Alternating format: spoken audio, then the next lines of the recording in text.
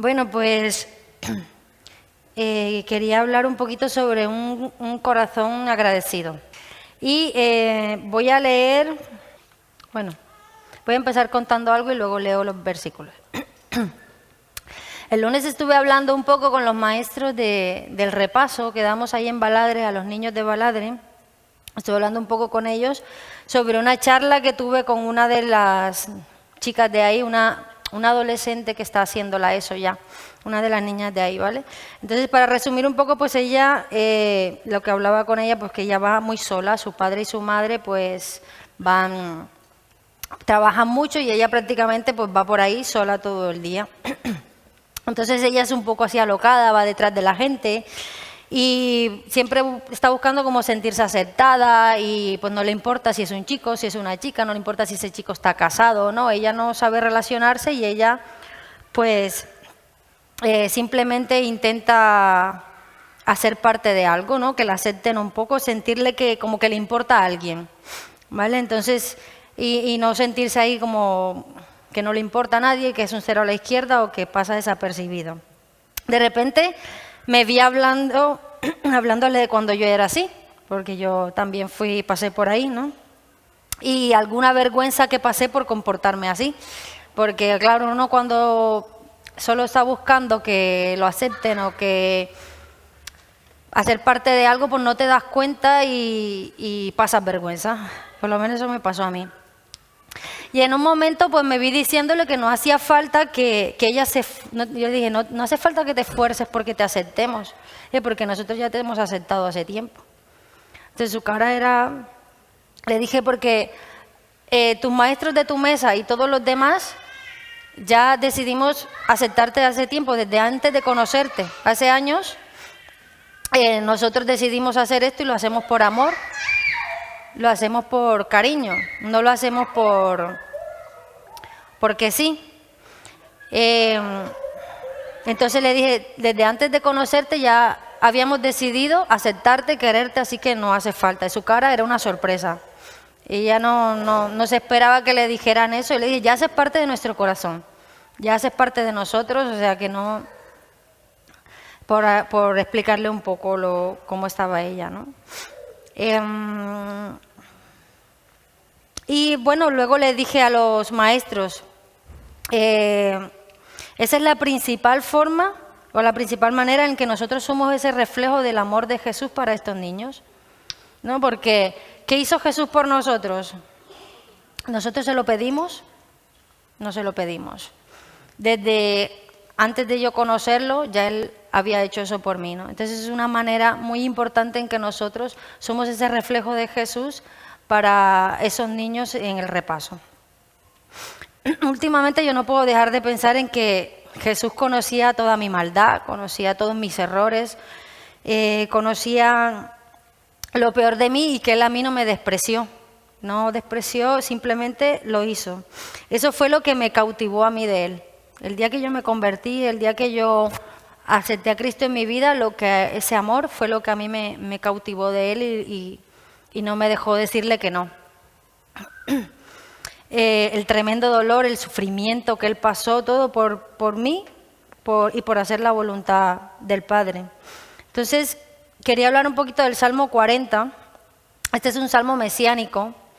Y hay quien dice que expresa lo que David pues estaba viviendo cuando lo que le hizo su hijo Absalón, pero también es un salmo que fue citado en Hebreos, ¿vale? Entonces, yo quiero hablar de los primeros 9 versículos, los leo así de golpe y luego ya comento un poco. Dice el Salmo 40, pacientemente esperé a Jehová y se inclinó a mí y oyó mi clamor. Y me hizo sacar del pozo de la desesperación, del lodo cenagoso.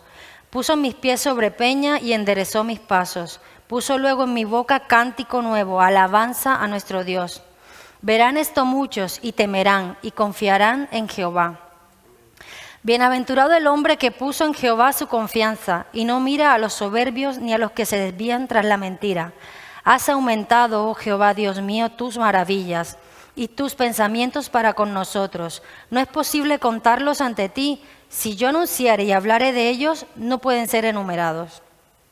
Sacrificio y ofrenda no te agrada. Has abierto mis oídos. Holocausto y expiación no has demandado. Entonces dije, he aquí vengo. En el rollo del libro está escrito de mí. El hacer tu voluntad, Dios mío, me ha agradado, y tu ley está en medio de mi corazón. He anunciado justicia en grande congregación. He aquí, no refrené mis labios, Jehová, tú lo sabes. Entonces en el primer versículo y el segundo dice, pacientemente esperé al Señor y se inclinó a mí y oyó mi clamor. Y me hizo sacar del pozo de la desesperación, del lodo cenagoso. Puso mis pies sobre peña y enderezó mis pasos. En este versículo es Jesucristo quien está celebrando con alabanza la victoria de que Dios lo resucitara, la redención y el triunfo que Dios le dio al resucitarlo, ¿no? De su muerte en la cruz. Pero él aquí se estaba refiriendo a ese momento de clamor cuando él estaba en la cruz, por la separación que hubo de él y del Padre en ese momento. Por eso dice, pacientemente espera al Señor y se inclinó a mí y oyó mi clamor. No, ese momento que ellos se separan, que él está ahí en la cruz, él estaba cargando mis pecados. Y para hacernos un poco la idea, también tenemos en el Salmo 69, del versículo el 1 y el 2, dice, sálvame, oh Dios, porque las aguas han entrado hasta el alma. Estoy hundido en cieno profundo, donde no puedo hacer pie. Yo me imagino estar hundida en lodo. ¿Alguna vez, no sé si alguien se ha hundido en lodo? ¿Alguien que ha ido al campo o qué? ¿No? Muy bien. ¿Os acordáis cuando tocáis ese lodo de abajo, así todo tan desagradable? No sabes lo que te está pasando entre los dedos de los pies y cosas que pinchan, cosas babosas, cosas... Eso me ha pasado y una vez me quedé atascada hasta las rodillas en un río. Entonces, entre más intentas salir, más te hundes. Y menos mal que yo podía hacer pie. Y aunque era un trozo muy grande de lodo, yo podía hacer pie ahí, pero veía como que hay gente tal pero imagínate que no puedes hacer pie, que te cubra hasta aquí, que estás intentando salir y todo lo que tocas te da un asco repulsivo que se te empieza a meter por toda la ropa, por la nariz, por los oídos. Es... Para que os hagáis un poquito, no puedes hacer pies, es asfixiante, es desesperante, ¿no? El pozo de la desesperación. Entonces, Jesús dice, pero aquí lo más agónico es que aquí Jesús dice que le entró hasta el alma. Hasta el alma, o sea, mis pecados, mi maldad, ¿hasta dónde le entraron a Jesús? Hasta el alma. Aquel que es perfecto, sin pecado, puro, ¿hasta dónde le entró mi maldad? Mi inmundicia. Hasta el alma. Estaba tan desesperado con todo eso que era agónico para él. Era agónico. Y solo clamaba en ese momento, pues dice, clamé. Y él oyó, dice que Dios oyó su clamor. ¿Por qué clamó? Porque sabía que Dios lo escuchaba y que después de todo ese sufrimiento él vería el fruto de su aflicción. Él confiaba. En el versículo 3 dice, puso luego en mi boca cántico nuevo, alabanza a nuestro Dios. Verán esto muchos y temerán y confiarán en el Señor. Una nueva canción se refiere a la de redención, ¿no? Y que muchos verían pues su muerte y muchos verían su resurrección. Cuando ya pasamos a ser hijos de Dios, pasamos a cantar, como estábamos dándole gloria ahorita, ¿no? Pasamos a cantar ese nuevo cántico también de redención, de que hemos sido redimidos, que hemos sido salvados. En el versículo 4 dice, bienaventurado el hombre que puso en Jehová su confianza y no mira a los soberbios, ni a los que se desvían tras la mentira. Yo entiendo como si Jesús reafirmara su confianza en el plan que tenía Dios desde el principio. Es lo que entiendo que le está diciendo con ese versículo. Como si dijera, tu plan ha sido perfecto desde el principio. Qué alegría, Señor, haber confiado en ti. Es como lo que Jesús está diciendo, Señor, qué alegría haber seguido tu plan, haber confiado en ti. Sabía en todo momento que Dios lo levantaría de ese lodo, pues Jesús también tuvo la opción de desviarse, ¿no? También fue tentado en el desierto. Él tuvo la opción de desviarse por el camino de mentira que menciona el versículo, por el camino de los soberbios.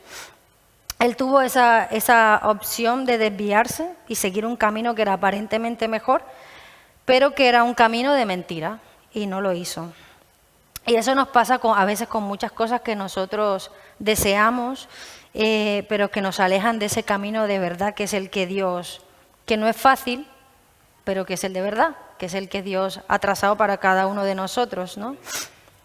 Entonces, nuestros deseos quieren llevarnos por ese camino de mentira, ¿por qué? Pues porque así evitamos que nos rechacen, o así evitamos el dolor, o así evitamos simplemente vernos a nosotros mismos en nuestro interior, nuestra realidad interna, cómo somos.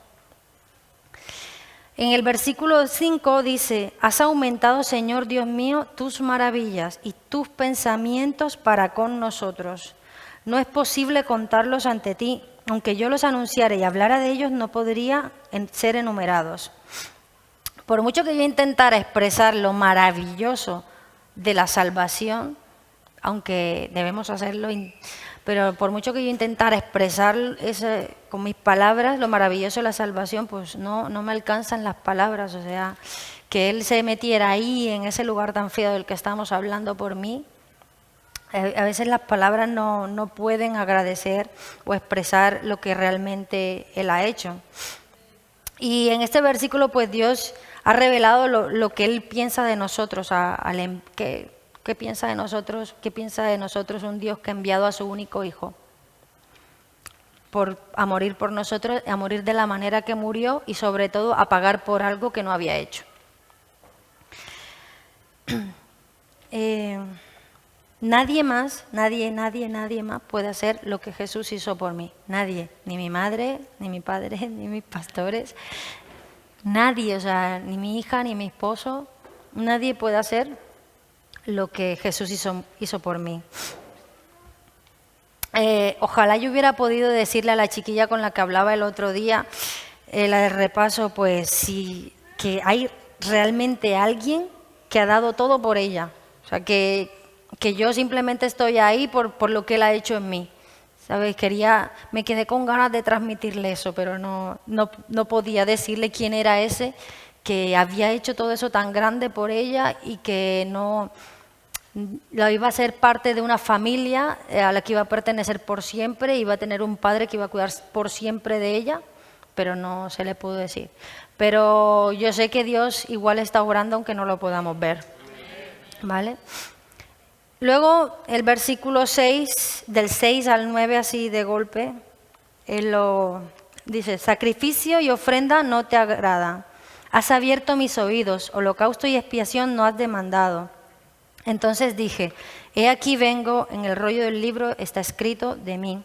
El hacer tu voluntad, Dios mío, me ha agradado. Y tu ley está en medio de mi corazón. He anunciado justicia en la gran congregación. He aquí, no refrené mis labios, Señor, tú lo sabes. Este versículo, el 6, de aquí del Salmo 40, también se menciona en Hebreos 10, 5. Dice, por lo cual entrando en el mundo, dice, sacrificio y ofrenda no quisiste, mas me diste un cuerpo. Sabemos que sacrificio y ofrenda, o cuando se refiere a sacrificio y ofrenda no te agrada, pues en el cielo el Hijo vio que el Padre ya no estaba satisfecho con toda la cantidad de ofrendas y sacrificios que se estaban haciendo para el perdón de pecados, no se deleitaba en todo en eso por lo que vimos en el Levítico y todos los sacrificios. Y cuando habla de holocausto y expiación, no has demandado, pues se refiere a esa ofrenda, ese sacrificio que se hacía, que se quemaba totalmente para que el humo luego fuera levantado y fuera recibido por Dios. Entonces, en eso hace esas dos referencias. Quiero mencionar en Lucas 17, del 11 al 19, ¿os acordáis de los 10 leprosos? Creo que solo el versículo 19 dice, uno de ellos volvió glorificando a Dios a gran voz y se postró rostro en tierra, dándole gracias, y este era samaritano. O sea, habían 10 leprosos, los 10 claman a Jesús por sanidad. Jesús les dice, sí, ir donde el sacerdote para que os mire, y de camino donde el sacerdote son sanados, son limpios. Pero solo vuelve uno. Solo vuelve uno. Todos son sanos, recibieron lo que buscaban de Jesús, pero solo uno fue salvo, porque cuando ese vino, Jesús le dijo, tu fe te ha salvado. Los demás fueron sanos, recibieron lo que querían. Uno vino, reconoció, tuvo fe, reconoció lo que Jesús había hecho, fue agradecido, se postró, adoró. Y cuando él hace eso, el Señor le dice, tu fe te ha salvado. Una persona se siente realmente agradecida cuando eres consciente de la necesidad que tenías. Cuando Jesús sanó al hombre este que lo trajeron unos amigos en un lecho, que él no podía andar y lo subieron en una casa, abrieron un hueco y por ahí lo bajaron y lo pusieron delante de Jesús en medio porque no cabían en la casa. Lo primero que Jesús le dijo que fue, no sé si os acordáis, no lo sanó enseguida, le dijo, tus pecados te son perdonados. ¿Quién sabía la verdadera necesidad de ese hombre en ese momento? Jesús. Entonces, dice que también se fue a casa glorificando a Dios luego que Jesús lo sanó.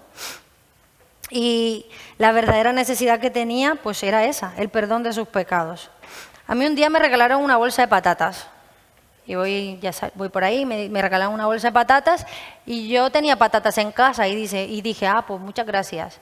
Pero otro día me regalaron una bolsa de naranjas y no tenía naranjas en casa. Me hacían falta las naranjas, las necesitaba. Y mi gracias fue distinto. No fue como el de las patatas, ¿verdad?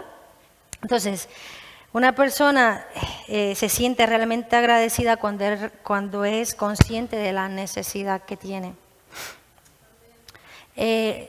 Si yo no soy consciente de lo que Jesús hizo por mí, de que yo necesitaba que Él hiciera eso por mí, no voy a ser agradecida. No voy a tener una relación con Él. Mi relación va a ser muy superficial. Yo necesitaba que Él me sacara de ese fondo de pozo, de ese cieno cenagoso, asqueroso, sucio. Lo necesitaba. Jesús buscó a los pecadores porque tenían la necesidad de ser perdonados por sus pecados, ¿no? Si yo estoy enferma y sé que lo estoy, pues yo buscaré al médico para que me sane, ¿verdad? Pero si yo no soy consciente de que yo estoy enferma, pues no voy a buscar al médico. Y por mucho que me lleven a la fuerza, me llevan corriendo, me hacen lo que me tienen que hacer y me sanan, agradecimiento, o voy a volver a dar las gracias, no sé. Entonces, ¿quién sabe realmente de qué estoy enferma yo? Jesús, es el único que sabe. Entonces, ¿qué pasa si Jesús perdona mis pecados, pero no me levanta de mi lecho? Como pasó con este chico que trajeron sus amigos y tal. Él llega, Jesús sabe que la necesidad era que ser perdonado por sus pecados, ser salvo. ¿Qué pasa si Jesús perdona mis pecados, pero no me levanta del lecho? ¿Estaré igual de agradecida? Dice que aquel leproso que volvió lo hizo glorificando a Dios a gran voz, como debería ser siempre cuando nos reunimos y reconocemos la grandeza de su amor por su entrega total hacia cada uno de nosotros, cuando nos reunimos aquí. Yo creo que el leproso tenía esa necesidad de volver tan grande y darle las gracias personalmente, de verlo a la cara y decirle, tenía que hablar con él, no podía dejar que la cosa acabara ahí, por eso volvió. Ahora, nosotros si pensamos en nuestra anterior forma de vivir, cada uno de mis pecados y la inmensa necesidad de ser rescatada de ahí, ¿cómo no voy yo a glorificar a Jesús por eso? ¿Cómo no voy a glorificar? O sea, si yo realmente soy consciente de que yo necesitaba salir de ahí, ¿Cómo voy a venir aquí y no voy a darlo todo para Él? A venir siendo consciente de por qué estoy aquí, de por qué me reúno con vosotros, de por qué hablo con vosotros, de por qué hacemos lo que hacemos, de por qué salen palabras de agradecimiento a Él, de gloria a Él, de honra solo a Él. ¿Cómo no voy a volver a Él y postrarme delante de Él para agradecerle? ¿Cómo voy a separarme de Él después de lo que ha hecho? ¿Y cómo no voy a tener una relación de amor cercana e íntima con Él? Porque Él no me despreció, cuando lo único que yo merecía era desprecio. Y puso su vida por la mía, cuando no lo merecía para nada. Vino a pelear por mi corazón en una cruz, dándose por mí. Eso me recuerda hace unos años, yo recién llegada, por muchas cosas que yo traía encima, mi forma de ser y tal, pues yo no resultaba de mucho agrado a muchas personas, ¿no? Era un poco desagradable, entonces generaba comentarios y un poco así como de desprecio y tal. Y pues no generaba mucho cariño de la gente hacia mí por cómo yo era. No era monedita de oro. Y recuerdo que el día que yo me di cuenta de que eso estaba pasando, estuve llorando un montón. Estaba por allá atrás llorando con Mariluz. Lloraba un montón. Y ahí atrás del sonido. Pero creo que fue al día siguiente que vino otra persona que yo pensaba que debía estar pensando lo mismo que yo. Que me veía igual pues que otros. Y esa persona venía caminando tan rápido y venía como de una manera súper decidida, venía hacia mí y yo dije, ¡buah, me va a pegar! Lo que pensé era que me iba a pegar. Pero esa persona, yo estaba tan hecha polvo que yo dije, si me pega, pues ya no voy a hacer nada. Si hubiera estado bien, de pronto hubiera hecho algo, pero no.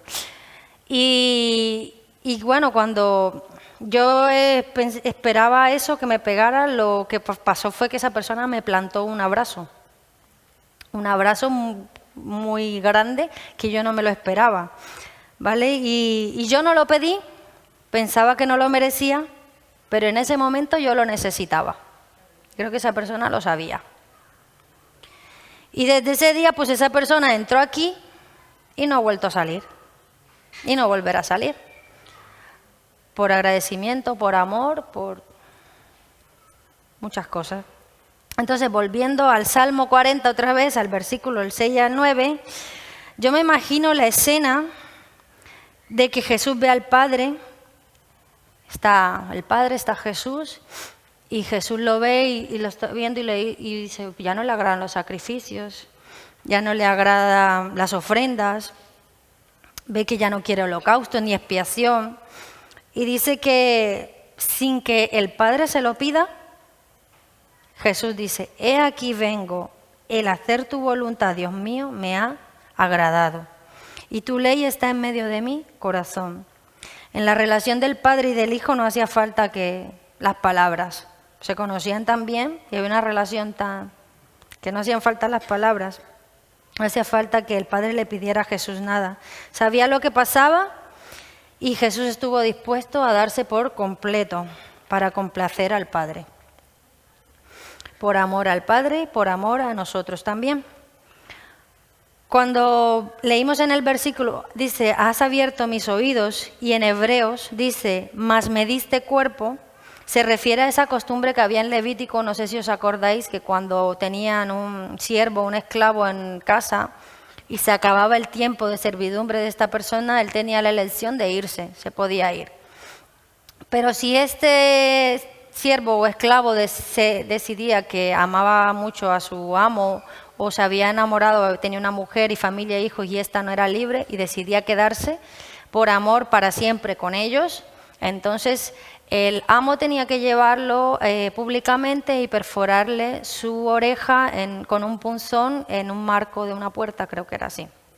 ¿Vale? Entonces a eso se refiere. Jesús no le perforaron la oreja, pero dice que le dio un cuerpo completo. Y fue un cuerpo que fue completamente consagrado y que fue completamente entregado, enteramente en sacrificio verdadero, por amor. Entonces se hizo siervo enteramente por amor, pero no solo por un momento, sino para siempre. O sea, para siempre estar con nosotros, me refiero. Para siempre estar con nosotros, lo digo, hasta el fin del mundo, pues siempre estaré con vosotros. Entonces, ¿cómo no ser agradecidos con esa persona tan preciosa? ¿Cómo no dejar la vergüenza a un lado cuando estoy aquí, cuando tengo que levantar las manos, cuando tengo que saltar, cuando tengo que siento algo que viene de Él y que no soy capaz de soltarlo? ¿Cómo no dejar la vergüenza por Él, que fue humillado y pasó la vergüenza más grande que puede pasar cualquier persona? Y glorificarle aquí a gran voz. ¿Cómo no buscarle cada mañana siendo agradecida y en las vigilias de la noche hablar con Él a ver cómo me fue el día? Cuando estamos aquí alabándole y adorándole, no debería ser algo forzado. No debe depender de la música o de cómo me siento en ese día. Porque soy consciente de mi necesidad, consciente de quién es Él, lo que hizo Él por mí. Siempre estaré agradecida, siempre estaré agradecida, siempre estaré agradecida. Siempre debo expresar mi agradecimiento a Él. Cuando estamos aquí, venimos a buscarle a Él en agradecimiento por lo que hizo, siendo conscientes de que ya lo ha dado todo. Lo que necesitamos es decir a Él, lo que siempre necesitamos es solo a Él mismo. Su sacrificio ya fue suficiente. O sea, si no nos sentimos bien o si simplemente nos hace falta algo, en vez de quejarnos, siempre pensemos, su sacrificio fue suficiente, lo tengo a Él, lo tengo a Él, lo tengo a Él, lo tengo a Él. Es difícil por nuestra naturaleza humana, pero lo tengo a Él. Eso es lo más importante, que su amor en la cruz fue imparable y fue hasta el final por mí. Y eso era lo que quería compartir.